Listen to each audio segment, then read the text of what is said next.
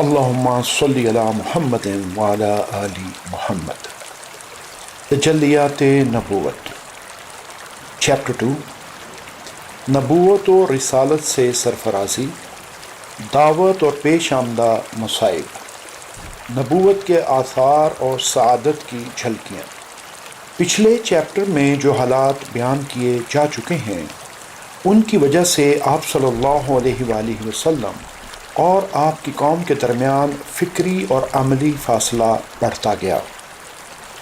آپ قوم کی بدبختی اور بگاڑ دیکھ کر رنجیدہ رہنے لگے، ان سے الگ تھلگ اور تنہا رہنے کی خواہش بڑھنے لگی، اور یہ سوچ بھی گہری ہونے لگی کہ انہیں ہلاکت کی تباہی سے کیوں کر بچایا جائے۔ عمر بڑھنے کے ساتھ ساتھ یہ رنج اور یہ خواہش بڑھتی ہی گئی، اور بالآخر آپ کو کشاں کشاں غار حرا تک لے گئی، جہاں آپ صلی اللہ علیہ وآلہ وسلم سال میں رمضان کا ایک مہینہ دین ابراہیمی کی بچی کچی تعلیمات کے مطابق اللہ کی عبادت کرتے، اور مہینہ پورا کر کے صبح دم مکہ تشریف لاتے اور خانہ کعبہ کا طواف کر کے گھر کی راہ لیتے۔ 3 سال تک آپ صلی اللہ علیہ وآلہ وسلم کا یہی عمل رہا۔ جب 40 سال عمر پوری ہو گئی اور یہی سن کمال ہے، عموماً اسی عمر میں پیغمبر بھیجے جاتے ہیں، تو نبوت کی چمک دھمک اور سعادت کی جھلکیاں نظر آنی شروع ہو گئیں۔ چنانچہ آپ نیک خواب دیکھتے اور جیسا دیکھتے ویسا ہی پیش آتا، پھر روشنی نظر آنے لگی اور آواز سنائی دینے لگی۔ آپ صلی اللہ علیہ وآلہ وسلم فرماتے ہیں، ترجمہ: میں مکے میں ایک پتھر کو پہچانتا ہوں جو بعثت سے پہلے مجھے سلام کیا کرتا تھا۔ حرا پہاڑ اب جبل نور کے نام سے مشہور ہے۔ اصل مکہ سے اس کا فاصلہ تقریباً 2 میل ہے۔ اس کی بلند چوٹی دور سے نظر آتی ہے۔ اس چوٹی کے بائیں طرف کچھ نیچے اترنے کے بعد غار واقع ہے۔ غار کی لمبائی 4 میٹر سے کچھ کم اور چوڑائی 1.5 میٹر سے کچھ زیادہ ہے۔ صحیح مسلم۔ نبوت کا آغاز اور وحی کا نزول۔ پھر تیسرے سال کے رمضان میں جب آپ کی عمر کا 41واں سال چل رہا تھا، آپ صلی اللہ علیہ وآلہ وسلم غار حرا کے اندر ذکر الہی اور عبادت میں مشغول تھے کہ یکایک حضرت جبرائیل علیہ السلام نازل ہوئے اور آپ کو وحی و نبوت سے نوازا۔ حضرت عائشہ رضی اللہ تعالی عنہا فرماتی ہیں، رسول اللہ صلی اللہ علیہ وآلہ وسلم پر وحی کا آغاز نیند میں اچھے خواب سے ہوا۔ آپ جو خواب دیکھتے وہ سپیدہ صبح کی طرح نمودار ہوتا۔ پھر آپ کو تنہائی پسند آنے لگی، چنانچہ آپ غار حرا میں خلوت اختیار فرماتے اور کئی رات گھر آئے بغیر عبادت کرتے، اور اس عرصے کے لیے توشہ بھی لے جاتے۔ پھر حضرت خدیجہ رضی اللہ تعالیٰ عنہ کے پاس واپس آتے اور اسی جیسی مدت کے لیے پھر توشہ لے جاتے، یہاں تک کہ آپ صلی اللہ علیہ وآلہ وسلم غار حرا ہی میں تھے کہ آپ کے پاس حق آ گیا، یعنی آپ کے پاس فرشتہ آیا اور کہا، اقرا، پڑھو۔ آپ صلی اللہ علیہ وآلہ وسلم نے فرمایا، ما انا بقاری، میں پڑھنا نہیں جانتا۔ آپ فرماتے ہیں، اس پر اس نے مجھے پکڑ لیا اور اس زور سے دبوچا کہ مجھے چور کر ڈالا، پھر چھوڑ کر کہا، اقرا، پڑھو۔ میں نے کہا، ما انا بقاری، میں پڑھنا نہیں جانتا۔ اس نے دوبارہ پکڑ کر دبوچا اور چور کر ڈالا، پھر چھوڑ کر کہا، اقرا، پڑھو۔ میں نے کہا، میں پڑھا ہوا نہیں ہوں۔ اس نے تیسری بار دبوچا اور کہا، اقرا بسم ربک الذی خلق، خلق الانسان من علق، اقرا وربک الاکرم، الذی علم بالقلم، علم الانسان ما لم یعلم۔ پڑھ اپنے اس پروردگار کے نام سے جس نے پیدا کیا، انسان کو لوتھڑے سے پیدا کیا۔ پڑھ تیرا رب بڑا کریم ہے جس نے قلم کے ذریعے سے علم دیا، انسان کو وہ بات سکھائی جسے وہ جانتا نہ تھا۔ سورہ العلق آیات نمبر 1 تا 5۔ ان آیات کو لے کر رسول اللہ صلی اللہ علیہ وآلہ وسلم واپس ہوئے۔ آپ کا دل کانپ رہا تھا۔ حضرت خدیجہ رضی اللہ تعالی عنہا کے پاس پہنچ کر فرمایا، زملونی زملونی، مجھے چادر اڑا دو، مجھے چادر اڑا دو۔ انہوں نے چادر اڑا دی یہاں تک کہ دہشت جاتی رہی۔ پھر حضرت خدیجہ رضی اللہ تعالی عنہا کو واقعہ سنا کر فرمایا، لقد خشیت علی نفسی، مجھے اپنی جان کا ڈر لگتا ہے۔ انہوں نے کہا، اللہ کی قسم ایسا ہرگز نہیں ہو سکتا، اللہ آپ کو کبھی رسوا نہیں کرے گا۔ آپ صلہ رحمی کرتے ہیں، بے سہاروں کا بوجھ اٹھاتے ہیں، تنگ دست لوگوں کی مدد کرتے ہیں، مہمان کی میزبانی کرتے ہیں اور حق کے سلسلے میں پیش آنے والے مصائب میں مدد فرماتے ہیں۔ صحیح بخاری۔ اس کے بعد حضرت خدیجہ رضی اللہ تعالی عنہا آپ کو اپنے چچیرے بھائی ورقہ بن نوفل کے پاس لے گئیں۔ وہ دور جہالت میں عیسائی ہو گئے تھے اور عبرانی لکھنا جانتے تھے، چنانچہ توفیق الہی کے مطابق عبرانی میں انجیل لکھتے تھے۔ اس وقت وہ بوڑھے اور نابینا ہو چکے تھے۔ حضرت خدیجہ رضی اللہ تعالی عنہا نے ان سے کہا، بھائی جان، آپ اپنے بھتیجے کی بات سنیں۔ ورقہ نے کہا، بھتیجے تم کیا کہتے ہو؟ آپ صلی اللہ علیہ وآلہ وسلم نے جو کچھ دیکھا تھا بیان کر دیا۔ ورقہ نے کہا، یہ تو وہی ناموس یعنی وہی لانے والا فرشتہ ہے جو موسیٰ پر نازل ہوا تھا۔ کاش میں اس وقت جوان ہوتا، کاش میں اس وقت تک زندہ رہتا جب آپ کی قوم آپ کو نکال دے گی۔ رسول اللہ صلی اللہ علیہ وآلہ وسلم نے فرمایا، تو کیا میری قوم مجھے نکال دے گی؟ ورقہ نے کہا، ہاں، کوئی ایسا آدمی نہیں جو تمہارے جیسا پیغام لایا ہو مگر اس سے دشمنی نہ کی گئی ہو۔ اگر میں تمہارا وہ دن جس دن تمہاری قوم تمہیں مکہ سے نکالے گی پا لیا تو تمہاری زبردست مدد کروں گا۔ اس کے بعد ورقہ جلد ہی فوت ہو گئے اور وحی رک گئی۔ صحیح بخاری۔ آغاز نبوت اور نزول وحی کی تاریخ۔ یہ نبی صلی اللہ علیہ وآلہ وسلم پر پہلی بار وحی اترنے اور آپ کی نبوت شروع ہونے کا واقعہ ہے۔ یہ رمضان کے مہینے میں لیلۃ القدر کے اندر پیش آیا۔ اللہ تعالیٰ کا ارشاد ہے، شہر رمضان الذی انزل فیہ القرآن، رمضان کا مہینہ ہی وہ مہینہ ہے جس میں قرآن اتارا گیا۔ البقرہ 185۔ نیز ارشاد ہے، اِنَّا أَنزَلْنَاهُ فِي لَيْلَةِ الْقَدْرِ، ہم نے قرآن کو عزت والی رات میں اتارا۔ القدر نمبر 1۔ صحیح احادیث سے یہ بھی ثابت ہے کہ یہ واقعہ رات کے پچھلے پہر سوموار کی فجر طلوع ہونے سے پہلے پیش آیا۔ چونکہ لیلۃ القدر رمضان کے آخری 10 راتوں میں سے کسی طاق رات میں ہوا کرتی ہے اور اس سال سوموار 21 رمضان کو لیلۃ القدر تھی، اس لیے اس سے یہ نتیجہ نکلتا ہے کہ آپ صلی اللہ علیہ وآلہ وسلم کی نبوت آپ کی پیدائش کے 41ویں سال 21 رمضان سوموار کی رات شروع ہوئی۔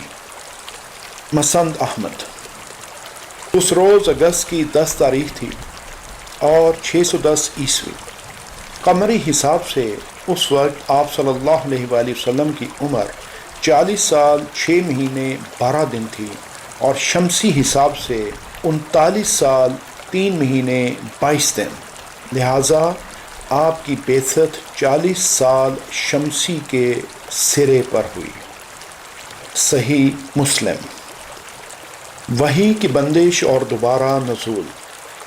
جیسا کہ بتایا گیا، غار حرا میں پہلی وحی اتر کر بند ہو گئی تھی۔ یہ بندش کئی روز تک قائم رہی۔ اس کی وجہ سے نبی کریم صلی اللہ علیہ وآلہ وسلم کو سخت رنج و ملال ہوا، لیکن مصلحت الہی اسی میں تھی، کیونکہ اس طرح خوف جاتا رہا، معاملے کی نوعیت کو سمجھنے کا موقع ملا، اور دوبارہ وحی کی مشقت جھیلنے کے لیے صرف یہی نہیں کہ طبیعت آمادہ ہو گئی، بلکہ ایک شوق و طلب بھی پیدا ہوئی، اور آپ صلی اللہ علیہ وآلہ وسلم دوبارہ وحی آنے کا انتظار فرمانے لگے۔ ادھر گوشہ نشینی کی بقیہ مدت پوری کرنے کے لیے آپ صلی اللہ علیہ وآلہ وسلم ورقہ کے پاس سے پلٹ کر دوبارہ غار حرا میں تشریف لا چکے تھے۔ پھر جب ماہ رمضان ختم ہو گیا اور آپ کی مدت اعتکاف پوری ہو گئی تو حسب عادت پہلی شوال کی صبح حرا سے اتر کر مکہ روانہ ہوئے۔ نبی صلی اللہ علیہ وآلہ وسلم کا ارشاد ہے، میں پہاڑ سے اتر کر میدان میں پہنچا تو مجھے پکارا گیا۔ میں نے دائیں دیکھا تو وہاں کچھ دکھائی نہ دیا، بائیں دیکھا تو وہاں بھی کچھ دکھائی نہ دیا، پھر آگے دیکھا تو وہاں بھی کچھ نظر نہ آیا، پھر پیچھے دیکھا تو وہاں بھی کچھ نظر نہ آیا۔ اس کے بعد میں نے سر اوپر اٹھایا تو کیا دیکھتا ہوں کہ جو فرشتہ حرا میں میرے پاس آیا تھا وہی آسمان و زمین کے درمیان کرسی پر بیٹھا ہوا ہے۔ یہ دیکھ کر میرا پورا وجود اس کے رعب سے بھر گیا، یہاں تک کہ میں زمین کی طرف جا جھکا۔ پھر میں خدیجہ کے پاس آیا اور کہا، مجھے چادر اڑا دو، مجھے چادر اڑا دو، مجھ پر کمبل ڈال دو اور ٹھنڈے پانی کے چھینٹے مارو۔ انہوں نے کمبل اڑا دیا اور ٹھنڈے پانی کے چھینٹے مارے۔ پھر یہ آیتیں نازل ہوئیں، یا ایھا المدثر قم فانذر وربک فکبر وثیابک فطہر والرجز فاہجر۔ اے کمبل پوش، اٹھ اور لوگوں کو ان کی بد عملی کے نتائج سے ڈرا، اور اپنے رب کی بڑائی بیان کر، اور اپنے کپڑے پاک رکھ، اور گندگی سے الگ تھلگ رہ۔ المدثر آیات نمبر 1 سے 5۔ یہ واقعہ نماز فرض ہونے سے پہلے کا ہے۔ اس کے بعد وحی میں تیزی آ گئی، چنانچہ پے در پہ وحی آنے لگی۔ صحیح بخاری۔ ان آیات سے آپ کی رسالت شروع ہوئی۔ آپ کی یہ رسالت آپ کی نبوت کے اتنے دنوں بعد شروع ہوئی جتنے دنوں وحی بند رہی تھی۔ ان آیات میں آپ صلی اللہ علیہ وآلہ وسلم کو 2 طرح کے کام سونپے گئے، اور دونوں کے نتائج بھی بتا دیے گئے ہیں۔ ایک کام یہ ہے کہ آپ لوگوں کو اللہ کا حکم بتائیں اور بد عملی کے نتائج سے ڈرائیں۔ آپ کو یہ حکم قم فانذر، اٹھ اور ڈرا کے ذریعے سے دیا گیا، کیونکہ اس کے معنی یہ ہیں کہ آپ لوگوں کو یہ بتا اور سمجھا دیں کہ وہ جس طرح کی گمراہی و بد عملی میں مبتلا ہیں، اور غیر اللہ کی پوجا اور اللہ کی بعض صفات و افعال اور حقوق میں دوسروں کو شریک ٹھہرانے کا جو کام کر رہے ہیں، اللہ تعالیٰ اس پر ان کو عذاب دے گا۔ دوسرا کام یہ ہے کہ آپ خود اپنے اوپر اللہ کے احکام لاگو کریں تاکہ آپ کو اللہ کی خوشنودی بھی حاصل ہو اور آپ دوسروں کے لیے نمونہ بھی ٹھہریں۔ یہ حکم بقیہ آیات میں دیا گیا ہے۔ چنانچہ وَرَبَّكَ فَكَبِّرْ کا مطلب یہ ہے کہ آپ بڑائی اور کبریائی کے لیے اللہ ہی کو خاص کر لیں، اس میں کسی اور کو اس کے ساتھ شریک نہ کریں۔ اور وَثِيَابَكَ فَطَهِّرْ کہ بظاہر معنی یہ ہیں کہ کپڑے اور جسم پاک رکھیں، کیونکہ اللہ کے سامنے نجاست اور گندگی کے ساتھ کھڑے ہونا ٹھیک نہیں، مگر محققین کے نزدیک اس کے معنی یہ ہیں کہ اپنی روح کو پاک اور منزہ رکھیں۔ اور وَالرُّجْزَ فَاهْجُرْ کے معنی یہ ہیں کہ اللہ کی ناراضگی و عذاب کے اسباب اور قوم کی بدعمالیوں، گندگیوں اور آلودگیوں سے الگ ہو جائیں۔ اور وَلَا تَمْنُن تَسْتَكْثِرْ زیادہ چاہنے کے لیے احسان نہ کر کا مطلب یہ ہے کہ اس دنیا میں احسان کے بدلے کی خواہش اور امید نہ رکھیں، بلکہ یہ سمجھ لیں کہ یہ مشکلات اور آزمائشوں کا راستہ ہے، لہٰذا اپنی قوم کا دین چھوڑنے اور ایک اللہ کی طرف بلانے پر تکالیف اور دشواریاں سہنے کے لیے تیار رہیں۔ اور وَلِرَبِّكَ فَاصْبِرْ اپنے رب کے لیے صبر کر۔ تبلیغ کا آغاز۔ ان آیات کے اترنے کے بعد نبی صلی اللہ علیہ وآلہ وسلم دعوت و تبلیغ کے کام میں لگ گئے۔ چونکہ آپ کی قوم اکھڑ اور بت پرست تھی، باپ دادا سے جو کچھ ہوتا آیا تھا اسی کو حق سمجھتی تھی، اس میں اکڑ اور تکبر بھی بہت تھا، نیز وہ اپنے معاملات کے فیصلے تلوار سے کیا کرتی تھی۔ اس لیے اللہ نے آپ صلی اللہ علیہ وآلہ وسلم کے لیے یہ راستہ چنا کہ تبلیغ کا کام خاموشی اور رازداری سے کریں، اور صرف اسی کو مخاطب کریں جو بھلا، حق پسند اور قابل اطمینان ہو، اور ان میں بھی سب سے پہلے اپنے گھر، کنبے، قبیلے اور دوست احباب کو دعوت دیں۔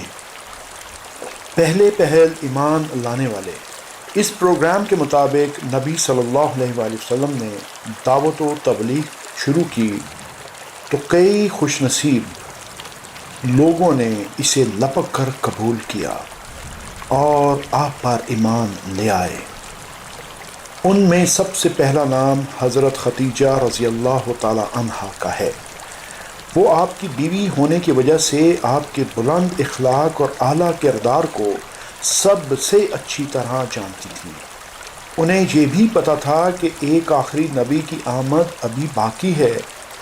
وہ آپ کے تعلق سے کچھ معجزانہ حالات و واقعات بھی سن چکی تھیں، اور آپ صلی اللہ علیہ وآلہ وسلم میں نبوت و رسالت کی جھلک بھی دیکھ چکی تھیں۔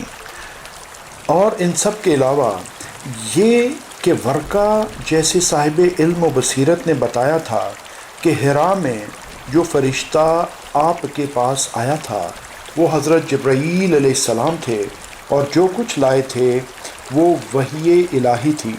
اور سب سے آخری بات یہ کہ سورہ مدثر کی ابتدائی آیات جب اتر رہی تھیں تو حضرت خدیجہ رضی اللہ تعالی عنہا بنفس نفیس وہاں موجود تھیں، اس لیے یہ بالکل فطری بات تھی کہ وہ سب سے پہلے ایمان لاتی۔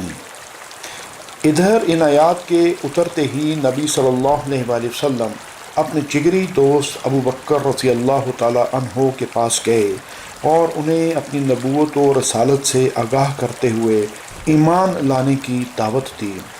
انہوں نے بے کھٹک ایمان قبول کیا اور فوراً تصدیق کرتے ہوئے حق کی شہادت دی، چنانچہ وہ اس امت کے سب سے پہلے مومن ہیں۔ وہ آپ سے 2 سال چھوٹے تھے اور آپ کا کھلا چھپا سب کچھ جانتے تھے، لہٰذا ان کا ایمان لانا آپ صلی اللہ علیہ وآلہ وسلم کی سچائی کا بہترین ثبوت ہے۔ پہلے پہل ایمان لانے والوں میں حضرت علی رضی اللہ تعالیٰ عنہ بھی شامل ہیں۔ وہ نبی صلی اللہ علیہ وآلہ وسلم کے زیر کفالت تھے، آپ ہی کے پاس رہتے تھے اور آپ ہی ان کے کھانے پینے کا بندوبست اور ان کی دیکھ بھال کرتے تھے۔ کیونکہ قریش قحط سالی سے دوچار تھے اور ابو طالب کے پاس مال کم اور اولاد زیادہ تھی، لہٰذا ان کے بیٹے جعفر کو حضرت عباس پال رہے تھے اور حضرت علی رضی اللہ تعالیٰ عنہ کو نبی صلی اللہ علیہ وآلہ وسلم نے پالا تھا۔ وہ آپ کے بچوں کی طرح آپ کے یہاں رہتے تھے اور آغاز نبوت کے وقت بلوغت کے قریب پہنچ چکے تھے، اور ایک قول کے مطابق ابھی 10 سال کے تھے۔ جو کچھ آپ صلی اللہ علیہ وآلہ وسلم کرتے وہی وہ بھی کرتے تھے، لہٰذا جب آپ نے ان کو اسلام کی دعوت دی تو وہ مسلمان ہو گئے، اور وہ بچوں میں سب سے پہلے مومن تھے۔ اسی طرح پہل ایمان لانے والوں میں رسول اللہ صلی اللہ علیہ وآلہ وسلم کے آزاد کردہ غلام حضرت زید بن حارثہ بن شراحل کلبی تھے۔ یہ دور جہالت میں گرفتار کر کے بیچ دیے گئے تھے، پھر انہیں حکیم بن حزام نے خرید کر اپنی پھوپھی حضرت ختیجہ رضی اللہ تعالیٰ عنہا کو دے دیا تھا، اور حضرت ختیجہ رضی اللہ تعالیٰ عنہا نے انہیں رسول اللہ صلی اللہ علیہ وآلہ وسلم کے حوالے کر دیا تھا۔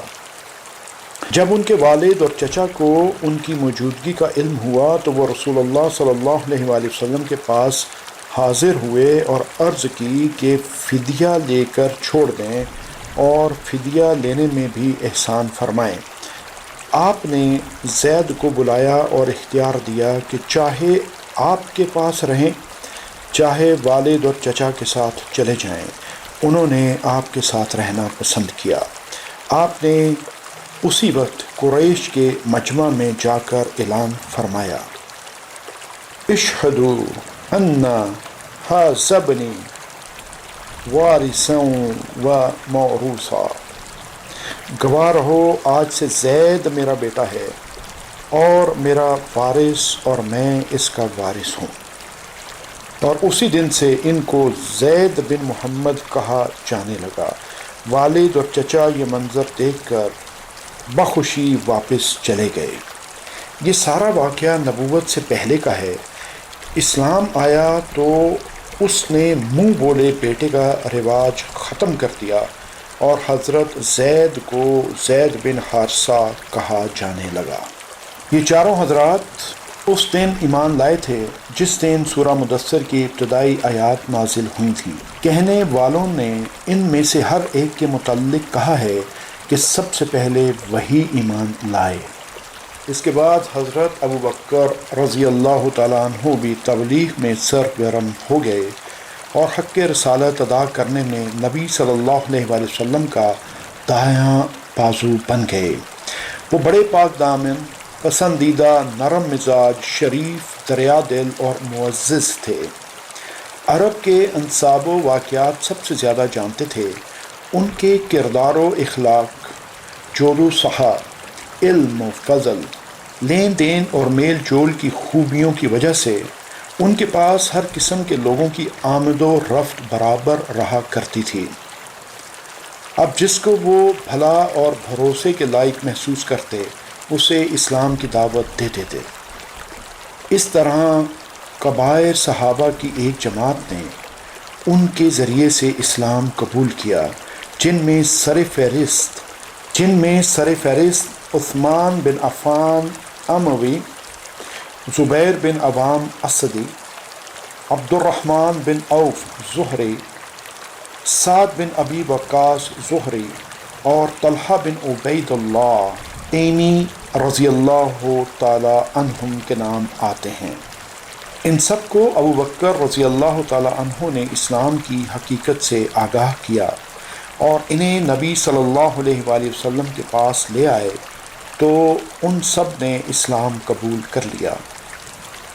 ان کے بعد جن افراد نے اسلام قبول کیا وہ یہ ہیں: امین الامت ابو عبیدہ عامر بن جراح، ابو سلمہ بن عبد الاسد، ان کی بیوی ام سلمہ، ارقم بن ابی الارقم، عثمان بن مدعون، ان کے بھائی قدامہ بن مدعون اور عبداللہ بن مدعون، عبیدہ بن حارثہ بن مطلب بن عبد مناف، سعد بن زید بن عمر بن نفیل اور ان کی بیوی حضرت عمر کی بہن فاطمہ بنت خطاب۔ حباب بن ارت، جعفر بن ابی طالب اور ان کی بیوی اسما بنت امیس، خالد بن سعید بن عاص اور ان کی بیوی امینہ بنت خلف، پھر ان کے بھائی عمر بن سعد بن عاص، خاطب بن حارث، ان کی بیوی فاطمہ بن مجلل اور ان کے بھائی خطاب بن حارث اور ان کی بیوی فقیہ بنت یسار، نیز ان کا ایک اور بھائی معمر بن حارث، مطلب بن اظہر اور ان کی بیوی رملہ بنت ابو عوف اور نعیم بن عبداللہ بن نحام رضی اللہ تعالی عنہم۔ یہ سب لوگ قریشی تھے اور قریش کی مختلف شاخوں سے تعلق رکھتے تھے۔ اس ابتدائی دور میں قریش کے علاوہ دوسرے قبائل سے بھی جو لوگ اسلام لائے ان کے نام یہ ہیں: عبداللہ بن مسعود حذلی، عبداللہ بن ربیعہ القاری، عبداللہ بن جحش اور ان کے بھائی ابو احمد بن جحش، صہیب بن سنان رومی، عمار بن یاسر انسی، ان کے والد یاسر اور ان کی والدہ سمیہ، اور عامر بن فہیرہ رضی اللہ تعالی عنہم۔ اوپر ذکر کی گئی خواتین کے علاوہ جن عورتوں نے اسلام کی طرف سبقت کی ان کے نام یہ ہیں: ام ایمن برکت حبشیہ، جو نبی صلی اللہ علیہ وآلہ وسلم کو بچپن میں گود کھلایا کرتی تھیں اور آپ کے والد کی لونڈی تھیں۔ حضرت عباس رضی اللہ تعالی عنہ کی بیوی ام فضل لبابہ الکبریٰ بنت حارث حلالیہ اور اسما بنت ابو بکر صدیق رضی اللہ تعالی عنہم وعنہن اجمعین۔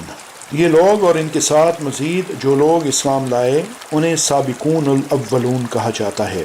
تلاش و جستجو سے معلوم ہوتا ہے کہ جن کو قدیم الاسلام یا سابقون الاولون کہا گیا ان کی تعداد تقریباً 130 تک پہنچ جاتی ہے، لیکن ان میں سے ہر ایک کے اسلام لانے کا وقت ٹھیک معلوم نہیں ہو سکا۔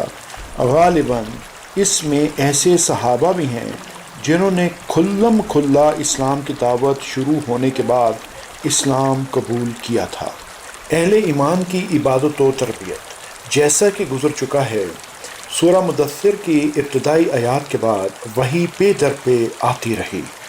کہا جاتا ہے کہ اس کے بعد سب سے پہلی سورت جو نازل ہوئی وہ سورہ فاتحہ ہے۔ اس میں اہل ایمان کو حمد اور دعا کا طریقہ بتایا گیا ہے۔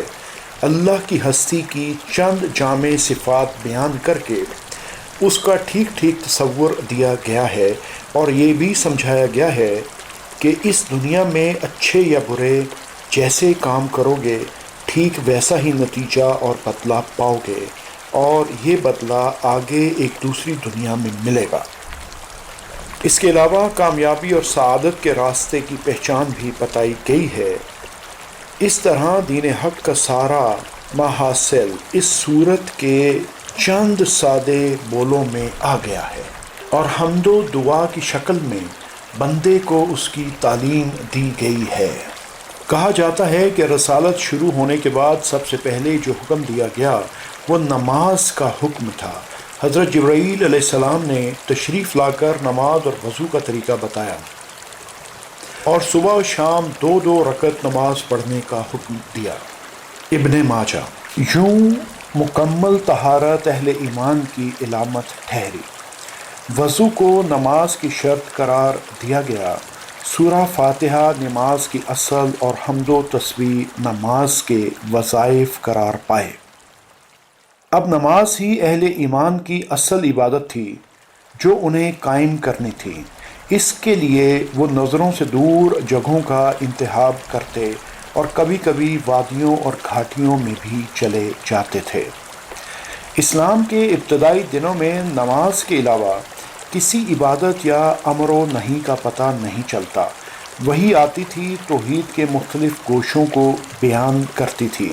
صحابہ رضی اللہ تعالی عنہم کو نفس کی صفائی کی ترغیب دیتی تھی، مکارم اخلاق پر ابھارتی تھی، جنت و جہنم کے حالات بیان کرتی تھی اور ایسی زبردست نصیحتیں لے کر آتی تھی کہ ان سے سینے کھل جاتے تھے اور روح کو غذا ملتی تھی۔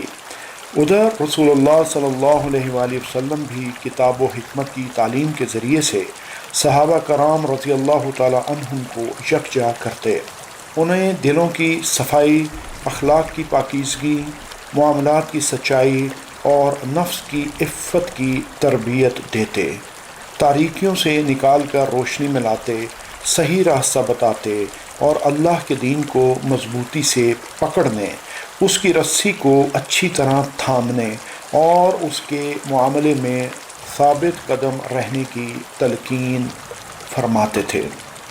یوں 3 برس گزر گئے اور صرف افراد کو دعوت دی جاتی رہی، مجلسوں اور محفلوں میں کہیں اعلانیہ تبلیغ نہیں کی گئی، لیکن قریش کو اس کا علم ہو گیا اور بعض نے اس پر تنکیر بھی کی۔ بعض اہل ایمان پر کچھ زیادتیاں کی گئیں، تاہم عمومی طور پر قریش نے اب تک اسے کوئی اہمیت نہیں دی۔ ادھر نبی صلی اللہ علیہ وآلہ وسلم نے بھی ان کے دین سے کوئی تعرض کیا، نہ ان کے معبودوں کے بارے میں کوئی بات کہی۔